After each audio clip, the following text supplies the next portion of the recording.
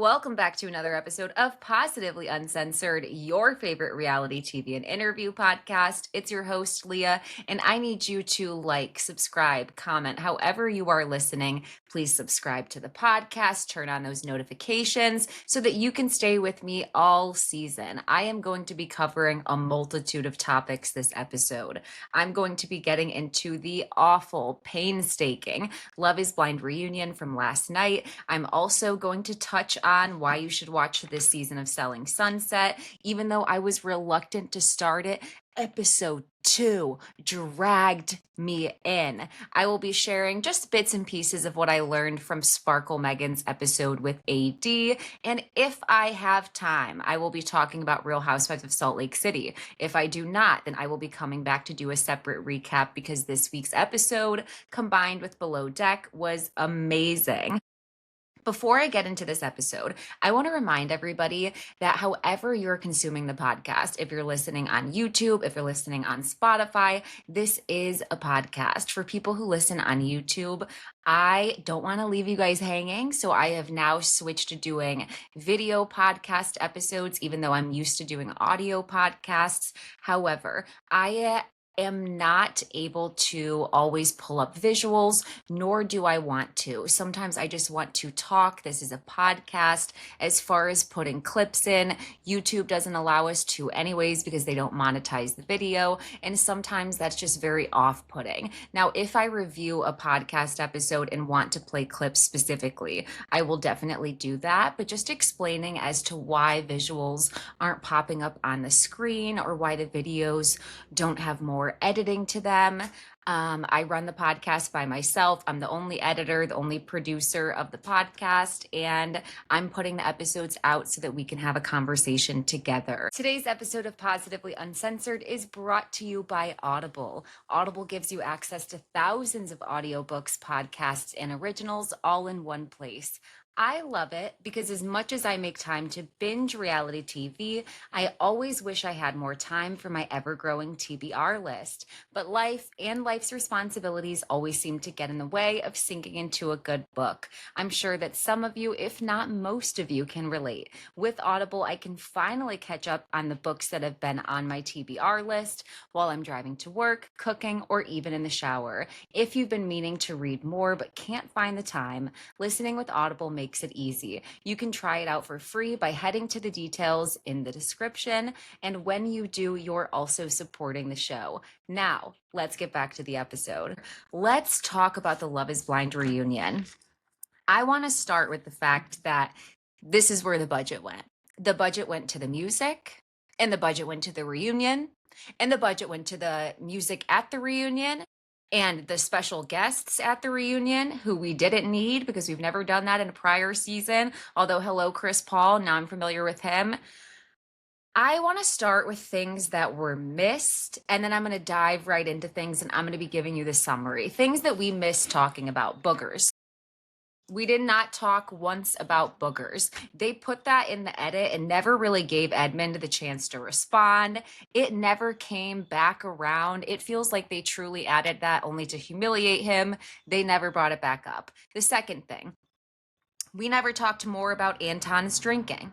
On the topic of drinking, we never talked more about Annie's drinking and how that was very clearly a problem in her relationship. We never talked about Allie's dating life. Oh, wait, we tried. Allie's response. Okay, Huda, and I'll come back to that. We never talked about, does Megan travel with her new man? Is she able to still travel as a new mom? As she's a mother, does she now understand the responsibilities firsthand that Jordan was talking about when they were in their relationship? The spoiler alert is yes. Okay, I found that out through the podcast episode, not at the reunion. We never directly address Casey's racism. The word racism and Casey aren't said in the same sentence, and they should have been. We never talk about how much these rings are that we are feuding over on stage. We heard that they were $200. We had no perfect match announcement. No cast sitting in the audience that was season 10's cast. And we never talked about Annie's hair.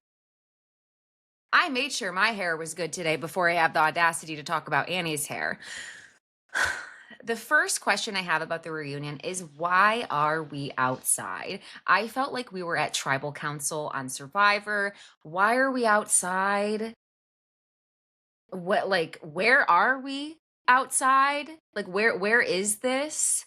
Miles, you killed it, but why are we having live music as the entry point for the cast members? Like, he'll sing a little bit and she's like, Nick will walk down the stairs, Anton, Joe.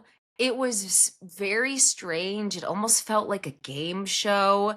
It was a huge production. And for anybody who, like, this is their first time watching Love is Blind, or let's just say that you're tuning into this because you love me, okay? This is very different than past seasons. We're typically in the studio. We typically have a couple of, like, senior cast members from prior seasons sitting there that offer their opinions and perspectives. There's typically an announcement, but most of all, we're sitting in a studio.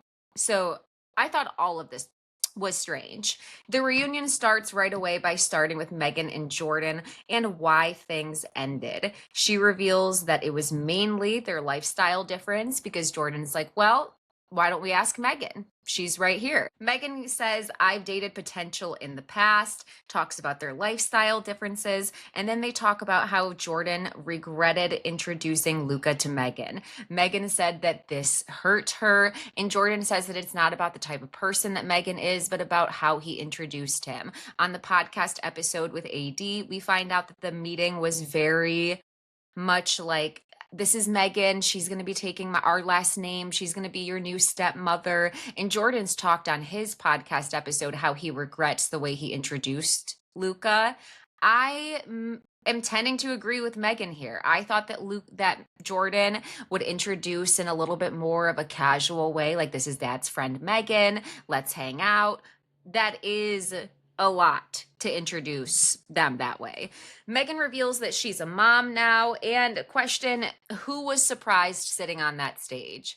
I think Jordan clearly wasn't. I'm wondering, was this actually a surprise? Do you think that most of the cast members knew? Let me know in the comments.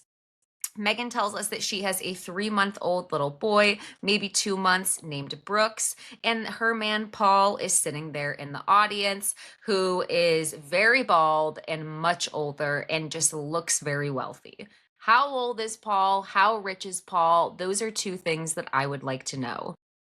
Megan talks a little bit about her timeline in meeting Paul, and she met Paul 3 months after filming, and then she was pregnant 3 months into their relationship. Megan's timeline has a lot going on, okay? She gets off the show after breaking up with Jordan. Then presumably a couple weeks later, she goes out to drinks with Blake.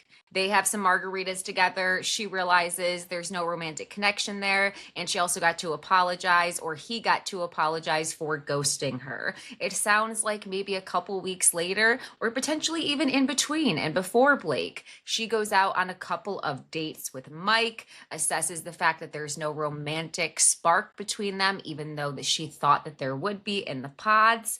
And just 2 months after that, she meets Paul.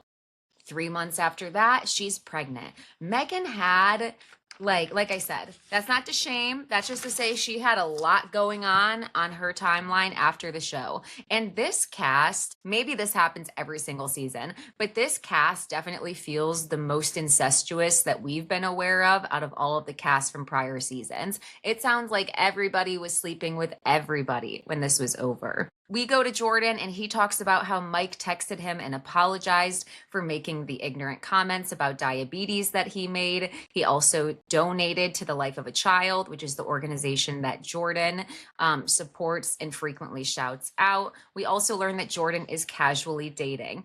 Good on Mike for apologizing, because you are an asshole. You're an asshole. You said that to try to imply that Jordan was a bad dad, and his child had unhealthy eating habits, when you don't even know the difference between type 1 and type 2 diabetes, and nor are you aware of how ignorant it is to say that eating habits or health is an indicator of whether or not somebody is diabetic. We flash over to Patrick and Casey. Both of them come out, and Patrick talks about watching back what Casey said about him, and he really struggles to collect his words here and says that it was cool watching it back, to which Casey interjects that it was not cool. She felt emotional watching it back, and she was just trying to protect Patrick, to which a member in the audience, was all of us, rolled her eyes and was like, give me a break. And Casey obviously heard this audience member because she addresses them directly. And she's like, no, I know that people aren't going to think that, but I really was trying to protect Patrick. You were trying to protect yourself, you racist bitch. That's what you were trying to do. Kate adds in that she saw Patrick at Stampede at the meetup afterwards, and that Patrick was devastated and told her that Casey refused to give the ring back. And then there proceeded to be a back and forth between Jordan and Allie. Allie was like, yeah, but like, let's talk about the ring. The ring was provided by Netflix anyways. So why does he want that back? And then Jordan was like, but why would she keep it? Why keep the ring? And I'm like, how much is the ring? If this is a $200 ring, like what we heard, I understand it's the principle, but like, this is costume jewelry. This is costume jewelry. Anyways, Allie, nobody asked for your opinion. Stay out of it. You don't even offer up any information on your own dating life. So why are you interjecting in anybody else's conversation?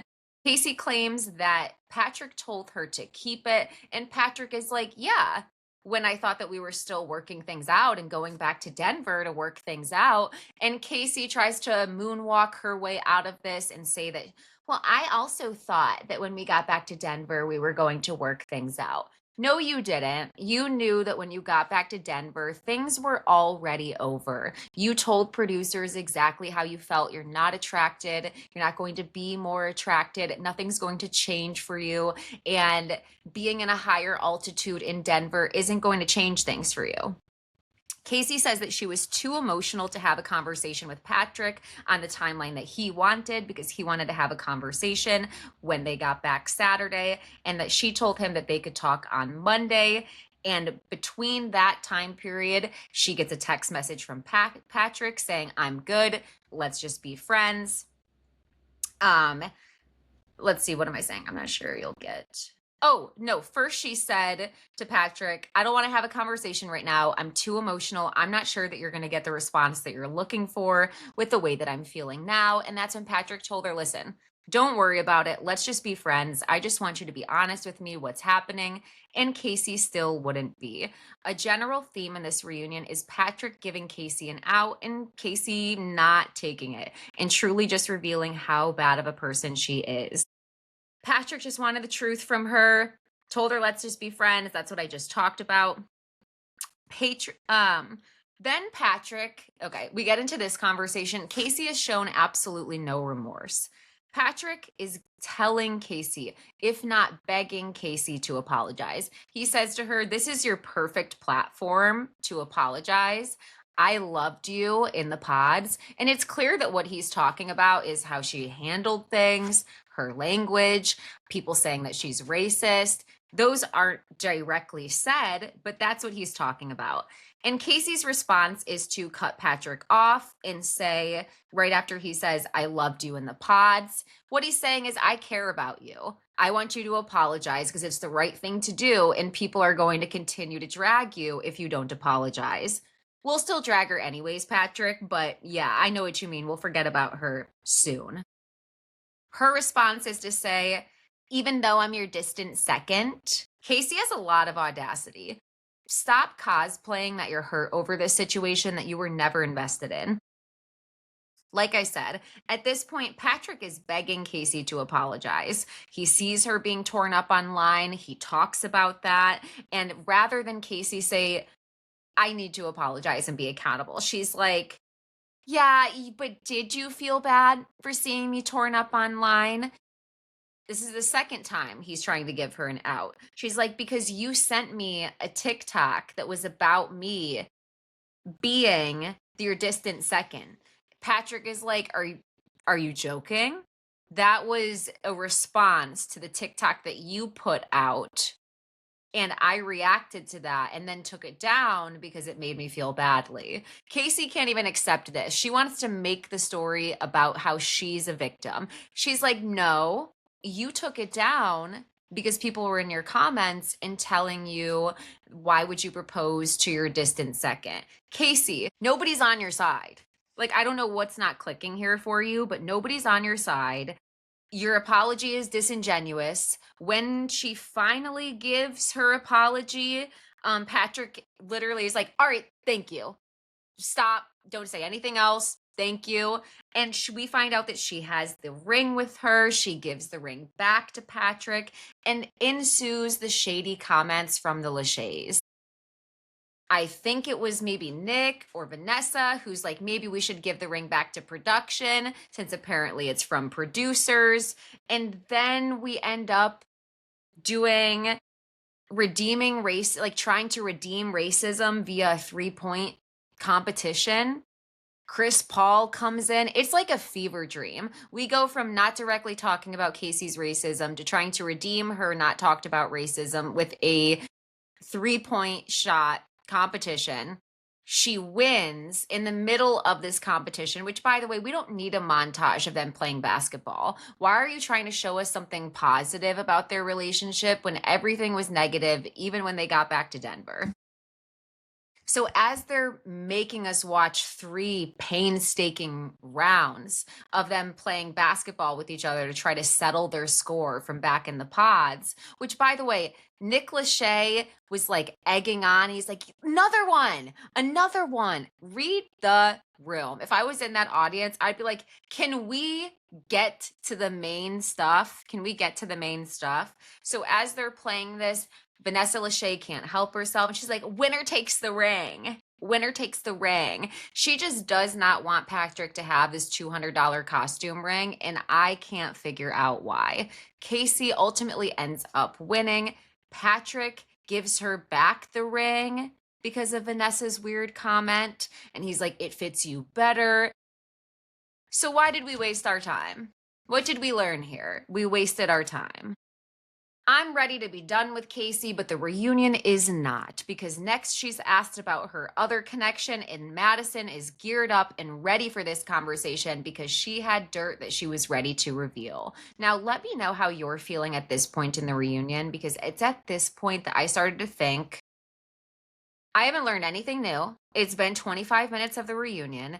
I I both love and hate a spoiler, right? It's like, oh, love to be in the know simultaneously. I hate the fact that this show can be spoiled. I hate the fact that they don't care about having any surprises at the reunion. Like, we already knew that Joe and Casey went on a date. We found that out on the Reality Receipts podcast, where Avery, Joe's new girlfriend, did an interview. Like, we already found these things out prior. Madison already did an interview where she talked about it. So like we've already heard this. So we're sitting here and we're listening to this again. Casey's asked who her other connection is. Vanessa Lachey just goes 3 for 3 in horrible timing and makes a joke that nobody laughed at all. Edmmond, you dirty dog. Because Casey said, the person who I had another connection with was on the couch right in front of me. Vanessa, you're not funny. Okay. What was shocking to me was that they dated for about a month and a half. I thought they would have went on a number of dates that you can count on one hand. I didn't expect them to actually be dating. Joe claims that their relationship fizzled out, while Casey claims that things got too intense too quick. Madison chimes in at this point and she's like, I actually believe that their connection impacted my engagement.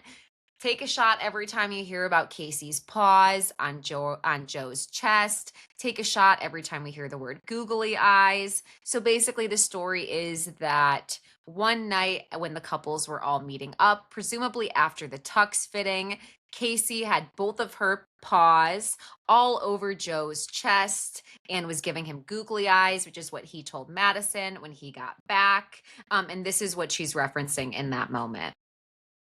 Joe tells Madison that Casey is absolutely not the reason why they broke up, and that was at no point in his mind. Nick Lachey tries to center himself in the conversation, and he's like, "Yeah, because like I remember Tux Day, and you did have like a lot going on. We know you were there. We know you were there, unfortunately." So Madison found out that Casey and Joe had been on dates or had been dating right before Mike's pool party. And she found out, she claims, because Casey walked up to her, this is new information, told her that they're Eskimo sisters, and then proceeded to bitch about how Joe treated her. Madison said, "Wow, class act." Casey tries to deny it. I think she did it. Casey Cavalieri, you did that shit, okay? Casey Al Musa, you did that. I know she did it. I 100% believe that story. However, she has a completely different version of events. She said that her and Madison had a great conversation, that they walked away, and that she thought that things went positive. Madison's seething, so I'm just not believing you. 3 for 3, Casey. Now, Kate interjects, who's sitting next to Madison at this point, and says that she heard that Joe was dating somebody new in June, Avery, his new girlfriend, and that both her and Casey were at the pool party, and it caused a lot of drama. Casey was crying in the corner. There was drama between Avery and Casey, and they were speculating that there was potentially some overlap in the timeline between dating Casey or breaking up with Casey and starting to date Avery. Now, this part's weird because Casey basically denies the fact that there was drama with Avery. She emphasizes that a lot. The drama wasn't with Avery, Joe's girlfriend. Okay, so we can draw conclusions. Then the drama was with Joe. She doesn't deny the fact that she was crying in the corner. In fact, she eventually admits it and says that she was really liking Joe and she was invested in their relationship and had feelings for him. So she was upset. If you see me coughing a lot, I'm so sorry. Weather is changing. It's rainy here in New Jersey. Joe also claims that things were rocky with him and Avery around the first 3 months that they were dating, because she really didn't want to date him. Okay, I'm ready to stop talking about Joe and Madison now. Like, raise your hand if you're ready to stop talking about Joe and Madison. Joe was asked if him and Madison ever met up after filming. He says, in us fashion, we met up, we ended up fighting, then we ended up making out. And Joe basically says that attraction was never an issue for them, that basically all they did was fight and fuck. So it's not that he wasn't attracted to Madison, that there was other things going on. Joe claims what he said multiple times, that he had made one comment one time about Madison's body where he said that he liked more petite women, and he claims that it hadn't come up again. This was enough for Madison to let things go. If you want me to be honest here, I think that Madison felt rejected by Joe and she felt embarrassed by him because he was basically acting like he was not attracted to her. No PDA, no affection, denying her even at the dinner before meeting her parents when she said that she wanted to be all over him. He was giving that he wasn't attracted to her and they weren't physical with each other, while behind the scenes they couldn't keep their hands off of each other. I like the fact that Madison said that Joe should have never talked about her body because she absolutely shouldn't have. I think I lost my thought, but I think that Madison felt rejected. He cosplayed as if he wasn't attracted to her. Meanwhile, they were fucking the entire time. And I think that she basically just wanted him to admit the fact that they had a very physical relationship, and he did.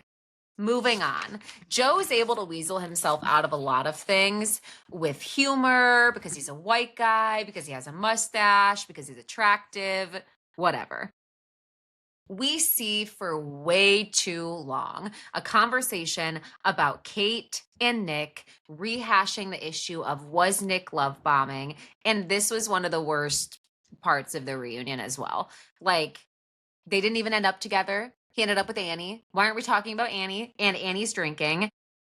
Joe ends up apologizing for the comments that he made about Nick, his hat, and Annie reveals this is the only thing that came out. Okay. Annie reveals that when she was texting, as her and Nick were breaking up, that she was texting her friend who had a flight and was coming out for the wedding. And she wanted to tell her friend to not still come out, that she was pretty sure there wasn't going to be a wedding. When Annie talks about why she wanted to keep things going, I think the short answer is she wanted to continue to be on TV. She's desperate. She wanted to trap him into a wedding. One of those three things. I don't have anything kind to say about Annie. Let me know how you think her hair looked at the reunion. Kate talks about how when everybody got back to Denver, things were very incestuous. Everybody was sleeping with everybody, and her and Brendan ended up going out on a date. She went over to Casey's apartment, told the girls about it. They hyped her up. They were excited for her and Brendan. And fast forward to the night that the whole group was meeting up and going out together, and Casey and Brendan were both all over each other. So basically Casey is a snake. We've heard she's a snake from every girl. She's not a girl's girl. She's male centered. And yeah, I don't feel bad for calling her KK Casey. She never had to answer for her racism. Her account is private now. I think it's like Anita Big Mac. You're not quirky. I think her dermal chest piercing doesn't mesh at all with her personality. Casey, don't like you. We move on to, oh, she tries to deny it, by the way. She tries to deny it. She's like, Patrick was there. I would have never done that in front of Patrick. Patrick doesn't even remember anything. Patrick remembers nothing about that night, okay? Don't try to use Patrick. Anton talks about his friend Joe's girlfriend basically screwing the pooch on their relationship, talks about how Melissa really just wanted 15 minutes of fame. His impression of her was that she was being sneaky and shady by having this conversation with Allie in the bathroom. She could have had the conversation right there at the table so that everybody could respond to it. And he adds that he only met her 2 times prior. We also learn Melissa and Joe, no more. Okay, because agreed. Anton, your hair might look bad at the reunion. Same with your outfit. But I would tell Joe, we are not friends if you keep dating that girl. That's insane. You just screwed over the relationship with the hottest girl I've ever been with, and I'm on TV while you did it. Now, Allie talks about how basically Anton's friend wasn't the only reason that she was thrown off by Anton. She says that even wedding day, she talks about how who she had in the pods was different than who she had in real life, and that her and Anton never had any serious conversations. Her version of this and his version of this is very different. We don't have the footage, so honestly, I don't know who to believe.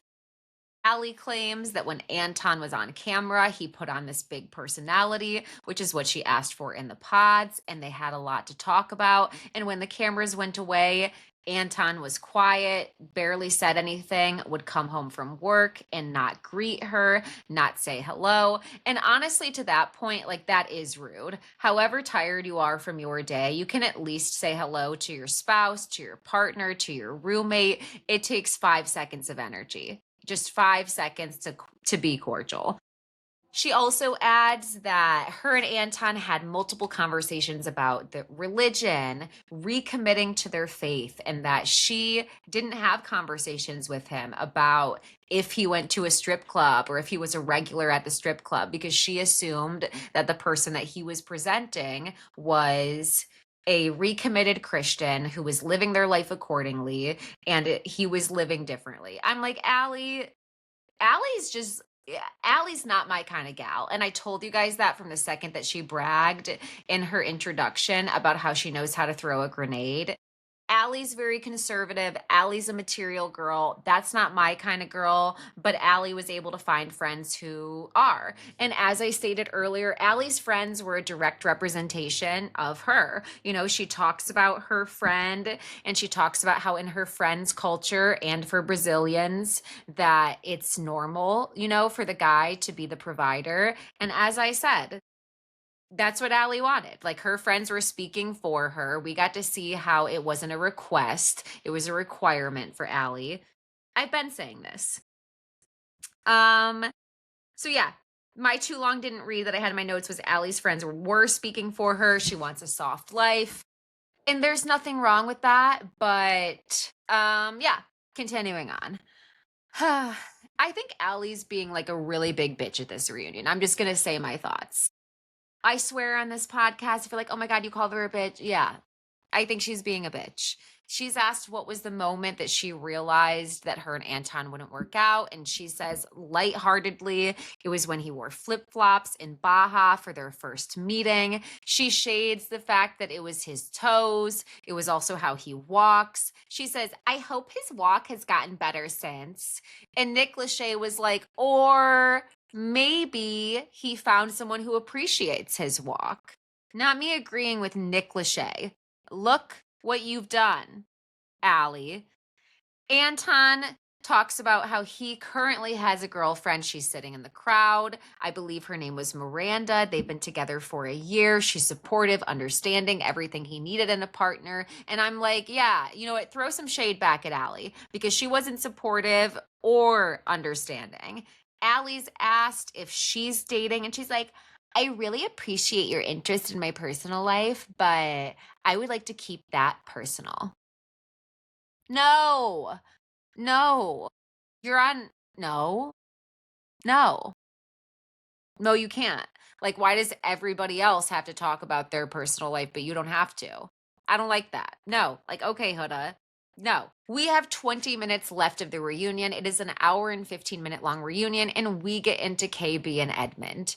This couple has been exhausting for a multitude of reasons all season, so I'm going to keep things short. They start with KB's comments about Edmond being different on camera versus off camera. She has some notes to reflect on, not in a receipts, shady type of way, but she has some notes so that she can bring it up. And the gist of it is Edmond was mean and dismissive off camera, and she also perceived his crying to be manipulative. She didn't mind him crying in the pods. She doesn't mind him expressing emotion when he sees her, but it was when she started to feel like he would cry in response to a criticism or in response to a time where he could have been accountable and made some changes, getting that he would get on his knees and say, KB, I love you. That's when it started to feel manipulative. She also adds that he cried for their first 3 weeks together, then one day just said to her, I'm not going to cry anymore. And from that point on, was very dismissive, kind of rude to her off camera. And they had conversations where she said, I don't want to be angry. I don't want to be angry on camera. And she talked about the stereotypes of Black women to be angry, the trope of the angry Black woman. And despite knowing that, Edmond would still rile her up right before they go on camera. And then he would play the good guy, and KB would be upset over how he was acting just moments before. And Edmond's just not able to really receive any of this. At some point towards the end of the conversation, Vanessa has to say, I guess we're going to have to agree to disagree because you may not agree with her, but she's sharing reasons as to how you hurt her and why. And you don't have to agree for that to still be her truth. I thought it was interesting to learn that he cried outside of their apartment building to the point where somebody else called him obnoxious. Not necessarily surprising. He also tried to claim that that never happened. He tries to rewrite history and say that there was that repeated. He never had a repeat offense. When KB said things to him, he would make changes and he would understand how KB was feeling. If she had brought something up to him, he had said he would do better and then didn't do better. And she said respectfully, I'm going to have to disagree because of the crying.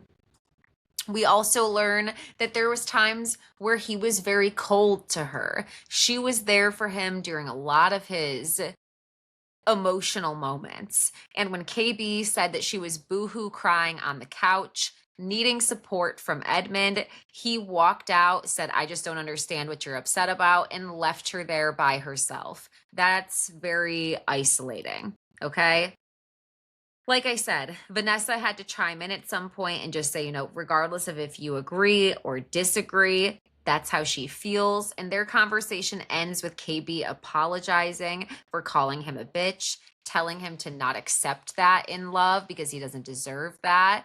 I thought that that was very kind of her. The two of them hug, and Edmond also talks about the fact that he knows he never would have had a baddie like KB without this experience. And I think that's one of the most true things he said. The reunion ends with them eating Pro Cream, which is my version of protein and ice cream. It sounds gross because it probably is. It probably is. Don't talk about Chicken Delight or Chicken Crystal Light smoothies right before you show me this yellow ice cream, or I'm going to have a negative correlation. That's everything on the Love is Blind reunion. It was lame. I was pissed. I'm pissed we watched it. It sucked. We didn't really learn much of anything. Everything was spoiled beforehand. If they've already had the audacity to film season 10, release it tomorrow. Like, just keep this one in the drafts. Delete the footage. Take the wash on all the money you spent with your camera. Chris Colleen is so dumb. I'm not going to take the time to read and waste my oxygen quotes from him, but he has the impression that Love is Blind, the franchise, has never been healthier and the experience has never worked better. You just had a failure of a season. We know Love is not blind. So the entire premise of the show, get rid of it, right? At least Married at First Sight isn't like a question, right? Like it is. Like, will this experiment work? Will it not work? But we know Love's not blind. We've seen it every single season. And also the way that you cast the shows, the way that you tell these stories, you suck. You suck. Let me tell you the things that I learned from listening to Sparkle Megan on AD's podcast. She's still trying to claim that her friends call her Sparkle, despite the fact that her friends have come out and said that they don't. We learned that her and Paul met through his best friend at a wellness retreat, one of the wellness retreats that she plans, and that's how they were introduced through, what is it called? Something acquaintance, a mutual acquaintance. She immediately talks about how her and Paul have had ups and downs in their relationships, and they are now living together after the baby was born. I'm not alone. I looked at the comments on YouTube. More than myself and a couple of other people thought it was strange how Megan was very quick to mention the ups and downs in a relationship. Yes, relationships do have ups and downs. Yes, relationships are work, but this is a fairly new 1-year relationship. And yeah, it was really emphasized on the ups and downs, and moments in the conversation just made me think, okay, he's older, he's a CEO, he's probably controlling. He's reminding me of Michael Darby, but we'll go back to that. Okay. She talks about how the house that she saw on Love is Blind with 6 bedrooms was a bit much even for her. And I knew it. Okay. The show definitely had her go look at that house to try to make it look like, oh, like Megan's got a big dick. Like Megan's got a fat wallet. You might, but you don't need that space. It's like selling Sunset. We learned that Megan and Paul have an 11-year age gap. She is 35. He is 46. He is the CEO of his own company. Like I said, kind of reminds me of Michael Darby, but way less of an age gap. They did rewatch the show together. Rewatch because Megan wanted to watch it first by herself, make sure there wasn't any things that she was going to have to preliminarily explain or prepare him for as they watched. And she confirmed that their hardest part for him was to hear about her sex life with Jordan. Yeah, must be rough to hear her say it's the best sex she's ever had. Paul, you can make a baby, but can you make love like Jordan?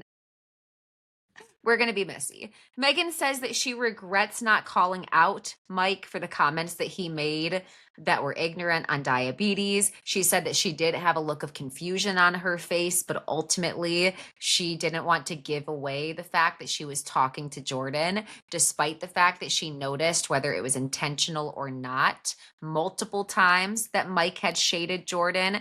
But she says, yes, she wished that she had called Mike out for his ignorance because she was sitting there and thinking about how that has nothing to do with your health. I don't know, Megan, you still went on a couple of dates with him. That would have been such a no-go, such an ick to me. I wouldn't have even entertained him. But that's just me. We also learned, and this was most interesting because I'm only bringing the things that were interesting. Jordan blocked Megan after the show and didn't reach out for an entire year later. I thought that was interesting because Jordan's had nothing but positive things to say about Megan in the press. He seems like he still admires her and thinks she's a good person, but he definitely had a lot of hurt feelings, potentially anger at this situation, and blocked her as to not see her life, interact with it, or talk about it.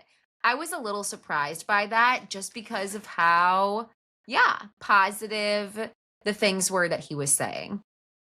I'm going to tell you why you need to watch Selling Sunset. I wasn't going to watch because I'm like, what's the point? Uh, Emma and Chriselle aren't friends anymore. Um, Emma, I don't know if Emma, Chriselle, I don't know if Chelsea is still friends with Emma, but Chriselle's not friends with Emma because she's MAGA, she's anti-trans. Her boyfriend said horrible things about Chriselle and her partner. I know these things, right? And the season starts with them still being friends. We have to watch Chriselle just bend over backwards to be a good friend to Emma and defend her. But between Nicole's bad blonde Bob, we had an argument episode 2 at the end of episode 2 at Girls Giving that got so toxic and so heated.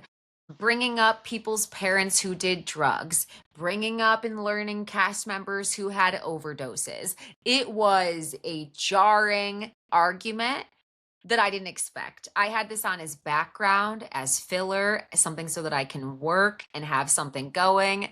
It ended up stealing away my full attention. So, Selling Sunset, trigger warning. I think that Chelsea deals with a lot of microaggressions from Mary this season because she did in the last season. And she talked about how that was going to be something that continued in this season last year.